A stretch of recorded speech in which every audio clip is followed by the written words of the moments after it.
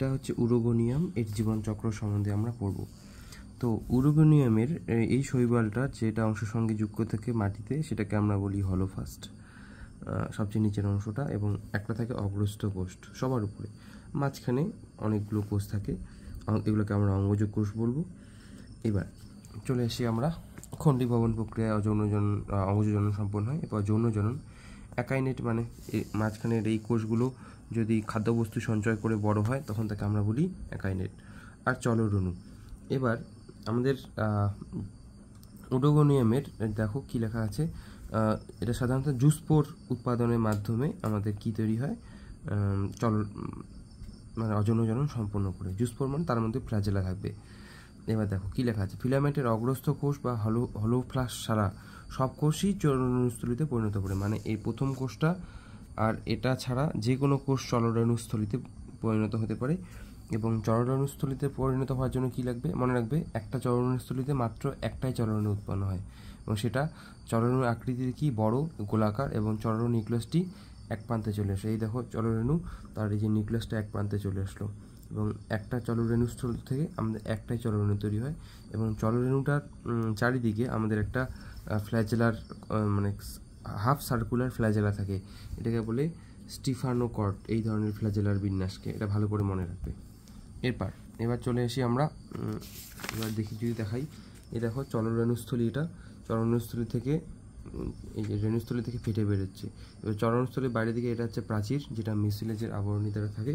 এরপর এই যে জুস্পোরটা, এটা এবার সাঁতার কাটবে, তারপর ফ্ল্যাজেলাগুলো লুজ করবে, এবং একটা আমাদের নতুন একটা মানে শৈবালের সৃষ্টি হবে, যেটা পরবর্তী আকারে বড় হয়ে আবার একটা নতুন থ্যালাস দেহ তৈরি করবে। ঠিক আছে, আশা করি বোঝা গেল। এবার যদি আমরা আসি যৌন জননের ক্ষেত্রে দেখো, এখানে আমাদের পুংধানী মধ্যে থেকে শুক্রাণু তৈরি হয়, এবং এটাকে আমরা কি বলবো, ডিম্বস্থলী, বা তোমরা বলতে পারো ভালোবাসা কি ডিম্বস্থলী ধরে নাও। এখান থেকে আমাদের ডিম্বাণু তৈরি হয়। ঠিক আছে, দেখো এবার উরোগোনিয়ামের দুই ধরনের প্রজাতি পাওয়া যায়। এর একটা হচ্ছে কি ম্যাক্রান্ডাস প্রজাতি। এখানে কি হয় বলতো, আমাদের যে পুংধানী ফিলামেন্টটা এটা স্বাভাবিক হয়। আর একটা আছে ন্যানান্ড্রাস প্রজাতি, এই যে ন্যানান্ড্রাস, এখানে পুংধানী শাখাটা ছোট হয়। এই দুটোই হচ্ছে ডিফারেন্স। এবার ম্যাক্রান্ডাস প্রজাতির মধ্যে দুটো ভাগ আছে, একটা সহবাসী, মানে একটা ফিলামেন্টের মধ্যেই ছেলে পার্ট আর মেয়ে পার্ট থাকবে, আরটা আছে ভিন্নবাসী, মানে হয়তো একটা থ্যালাসের মধ্যে শুধুমাত্র এই ডিম্বস্থলীটা আছে, দেখা গেল পুংধানীটা অন্য একটা ফিলামেন্টের মধ্যে আছে। বোঝা গেল? এইবার দেখো ডিম্বস্থলী থেকে আমাদের জানো ডিম্বাণু তৈরি হয়। এই যে ডিম্বাণুটা, তারা ফোকাসটা করে নিই, ডিম্বাণুটা তৈরি হয়, এবং তারপর এই ডিম্বাণুগুলো দেখো, এগুলো হচ্ছে 2N। উস্পোরটা টোটালটাকে আমরা বলছি উস্পোর। এবার এখানকার যে নিউক্লিয়াসটা উস্পোরের মিওসিস প্রক্রিয়া বিভাজিত হয়ে কী তৈরি করলো, দেখো জুস্পোর তৈরি করলো, এটাও জুস্পোর।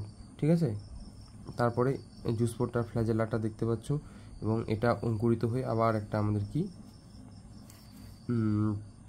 কি বলে এটাকে, তোমার একটা থ্যালাস দেহ তৈরি হতে পারে। ঠিক আছে, বোঝা গেল? এবার এই জায়গাটা একটা ভালো করে দেখবা। এবার আমরা শুক্রাণুর এখানে দাঁড়াবো। এবার পুংধানী থেকে দেখো আমাদের শুক্রাণু বেরোচ্ছে না, পুংধানী থেকে কী বেরোচ্ছে, শুক্রাণু। এখানে ডিম্বাণু আর শুক্রাণু মিলিত হচ্ছে, তারপর উস্পোর তৈরি হলো, তারপর মিওসিস, তারপর জুস্পোর তৈরি হচ্ছে। এবার দেখো আমাদের এই শুক্রাণুটা আর এই আমাদের জুস্পোরটা একই রকম দেখতে না, এই যে জুস্পোরটা, কিন্তু মনে রাখবে এটা জায়গা দেখা ভালো করে দেখো, শুক্রাণুগুলো চলরেণুর মতোই দেখতে হয়, কিন্তু আকারে ছোট হয়, মানে জুস্পোরগুলো আকারে বড় আর শুক্রাণুগুলো আকারে ছোট হয়।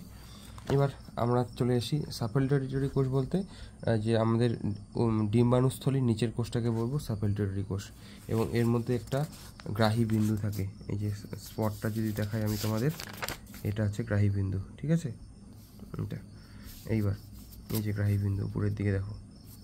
নেক্সট, ন্যানান্ড্রাস প্রজাতিতে কি হয়, আমাদের পুংধানীটা জাস্ট খর্ব হয়, আর কিছুই না। এবার ন্যানান্ড্রাস প্রজাতিতে যদি দেখাই আমি এই ছবিটা দেখো, তাহলে ভালো করে বুঝতে পারবে। ন্যানান্ড্রাস প্রজাতির এই যে দেখো শাখাটা, এটা ছোট, এবং তার মধ্যে সবচেয়ে উপরের কোষটা এটা হচ্ছে অ্যান্থ্রিডিয়াম। এখান থেকে আমাদের একটা করে শুক্রাণু তৈরি হয়। ঠিক আছে, এই দেখো এখান থেকে অ্যান্থ্রিডিয়াম থেকে একটা শুক্রাণুটাকে আমরা কি বলবো, অ্যানথ্রোজয়েড, যেটা গিয়ে ডিম্বাণুকে নিষিক্ত করছে। ঠিক আছে, এইবার এছাড়াও আমাদের আর কি বলার আছে, দাঁড়াও এখানে দেখে নাও একবার, যদি দেখার থাকে। শুক্রাণু ডিম্বাণু মিলিত হয়ে আবার আবার জুস্পোর তৈরি হচ্ছে, অঙ্কুরোদ্গম হয়ে আবার একটা থ্যালাস তৈরি করছে। ঠিক আছে, আশা করি বোঝা গেল। এই ডিম্বাণুটা টোটালটাই একটাই ডিম্বাণু, তার ভিতরে একটা নিউক্লিয়াস। দেখো টোটালটাকে আমরা কি বলছি, ডিম্বাণুস্থলী, তার ভিতর আমাদের একটাই ডিম্বাণু আছে, বা শুক্রাণু ডিম্বাণু মিলন হবে। ঠিক আছে, গেল এটা। তো এই ছিল তোমাদের উডোগোনিয়ামের জীবনচক্র। ঠিক আছে, এবং জীবনচক্রটা যেহেতু হ্যাপ্লয়েড দশাটাই বেশি দেখা যায়, শুধু জাইগোস্পোরের এই যে জাইগোস্পোর বলছে, উস্পোর ছাড়া সবগুলোই দেখো হ্যাপ্লয়েড, তার জন্য এটাকে বলা হয় হ্যাপ্লয়েডিক জীবনচক্র। ধন্যবাদ।